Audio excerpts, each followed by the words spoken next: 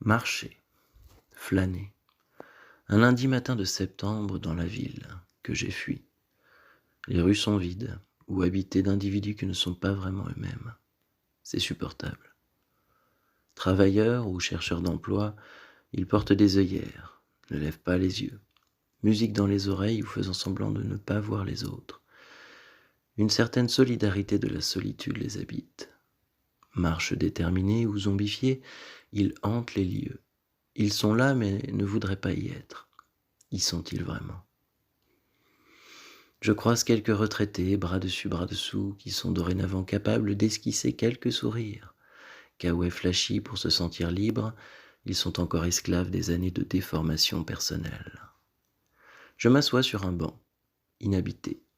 Je souris en écrivant, une personne voit ce sourire, ne lui étant pas destiné, y voit une forme d'empathie, décide de s'asseoir près de moi. Puis, une deuxième, un silence. Agréable. Toujours. Espoir? Pas toujours, mais aujourd'hui personne ne s'assoit près de moi par intérêt. Dans tous les cas, j'ai décidé d'y croire. Septembre. Il fait encore beau, mais tout le monde tousse, comme si la population avait décidé que l'été ne devait pas encore s'arrêter. Je croise encore des hommes, en t-shirt, bourrés de testostérone, voulant montrer une dernière fois leur poitrine saillante, préparée pour la saison estivale. Il fait 14 degrés. Demain, ils tousseront comme les autres. Les commerçants commencent à ouvrir, clope sur clope, avant l'arrivée des premiers clients, mais ne se leurrent pas sur leur nombre. La peau des commerçants est toujours un bon indicateur de stress. Plus ils sont investis et travaillent, plus ils sont stressés. Plus ils sont stressés, moins ils ont de clients. Moins ils ont de clients, plus ils sont stressés. Ils finissent toujours par blâmer les derniers qui osent franchir leur porte.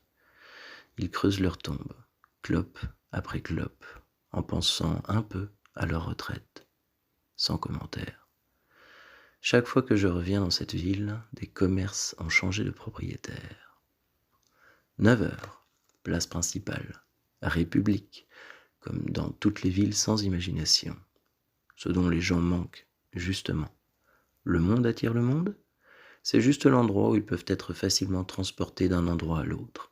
Les Français sont moins organisés que les fourmis. Ils s'évitent, mais sont condamnés à rester collés. Petit rayon de soleil. Le son des tables et des chaises des terrasses se fait entendre. Les serveurs et limonadiers sont les plus rapides dans les rues, mais ils restent toujours sur place. Les agents de la commune nettoient les rues. Le balai des pelles, brosses et camions pourrait être désagréable, mais il est constant. C'est comme le bord d'une autoroute. On finit par s'y faire. La ville fait peau neuve, pour être salie à nouveau.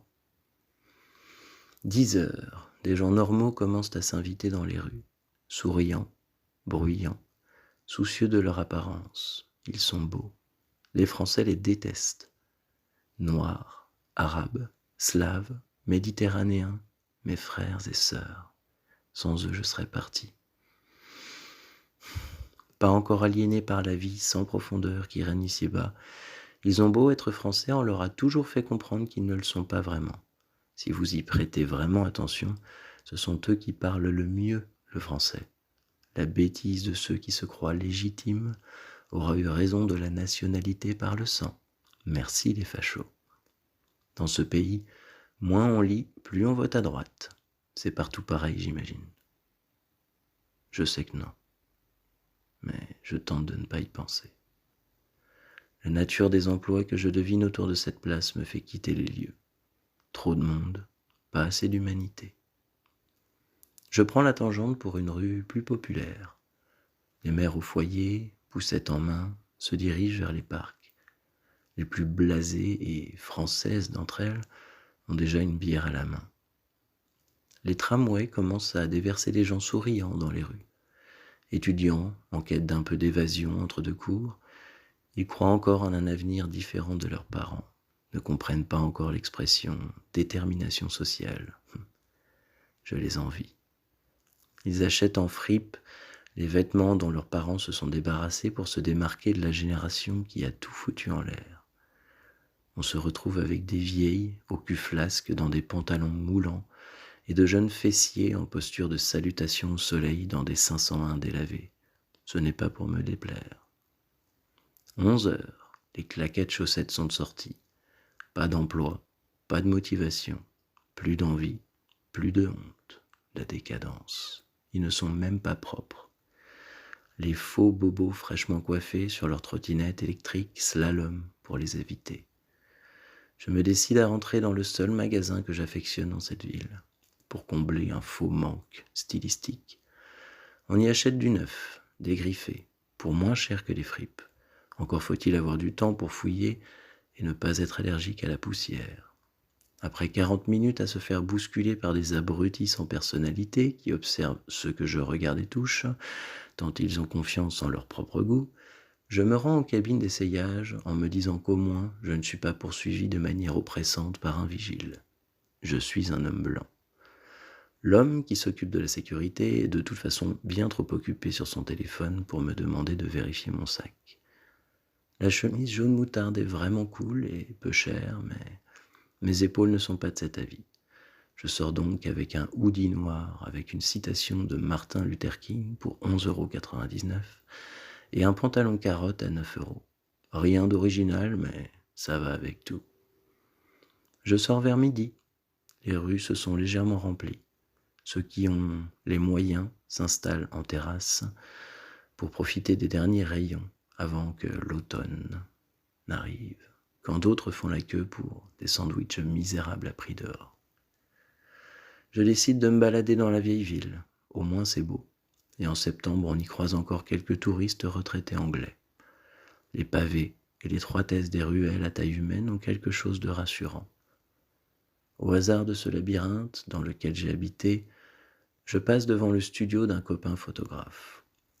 Soleil, traversant cette brume monotone d'êtres décidément humains, en pleine séance, il m'ouvre les lourdes portes de son studio avec le plus grand et sincère sourire de cette journée. J'avais une chance sur 100 pour qu'il soit là. 45 minutes exceptionnelles, avec des gens exceptionnels, où la gêne de la jeune modèle qui caresse l'idée de devenir mannequin, quant à ma présence, se transforme en cocon de bienveillance et d'idées photographiques qui, bien que simples, ont apporté leur lot de satisfaction et de caféine. Faut-il 4 murs aux Français pour qu'ils se sentent bien? Je sors. Le soleil me frappe en pleine face. La joie des jeunes couples se roulant des pelles sur les marches des Beaux-Arts me fait me dire qu'après la pause méridienne, je ne recroiserai que les zombies du matin, la chaleur des après-midi de septembre en plus. J'ai faim. Je me casse, avant de craquer pour une assiette à 25 € dont les légumes n'ont jamais vu le soleil. Galérer une dernière fois à sortir d'un créneau parce que j'ai 4 cm de manœuvre, mettre la musique, Nirvana, live Paramount de Seattle 91.